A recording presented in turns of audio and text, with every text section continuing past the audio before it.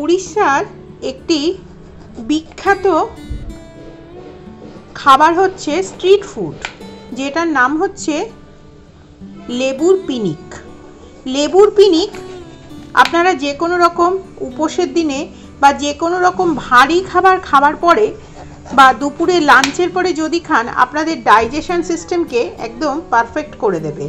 এবং তার সাথে সাথে আপনারা যদি এটাকে করে একটা কোনো কন্টেনারের মধ্যে রেখে দেন, এটা কিন্তু 1 সপ্তাহ পর্যন্ত ভালো থাকবে এবং এটা আপনাদের শরীরে যে ক্লান্তি ভাব আসে সেই ক্লান্তি ভাবটাও কমাতে একদম সাহায্য করবে।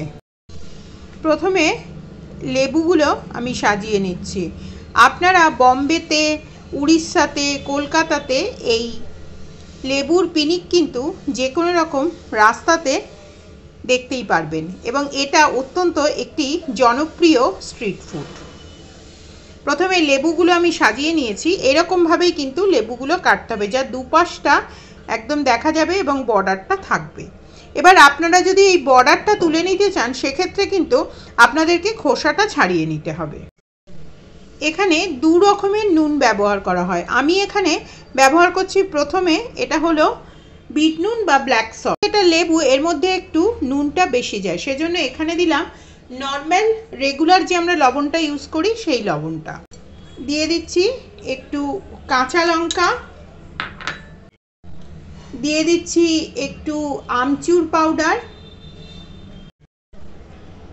দিয়ে দিচ্ছি একটু চাট মশলা, দিয়ে দিচ্ছি কয়েকটা শসা। আপনারা শসার সাথে ছোলা সিদ্ধ ইত্যাদি যদি ব্যবহার করতে চান, সেগুলোও কিন্তু করতেই পারেন।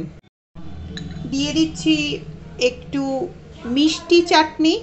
এটা যে নর্মাল যে খেজুরের তেঁতুলের যে নর্মাল মিষ্টি চাটনিটা হয়, এই চাটনি কিন্তু আমার রেসিপি হিসেবে দেওয়া আছে। আমি এই চাটনির লিঙ্কটা আপনাদের দিয়ে দেবো আমার ফার্স্ট কমেন্টে।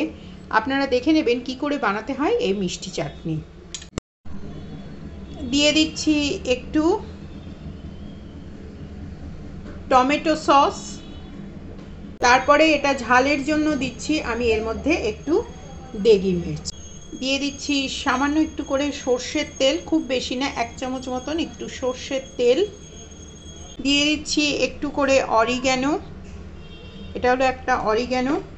একটু সামান্য পরিমাণে গরম মশলা, খুব সামান্য পরিমাণে। আর লাস্টে ওপর থেকে দিয়ে দেব আরও একটু পরিমাণে লঙ্কার গুঁড়ো।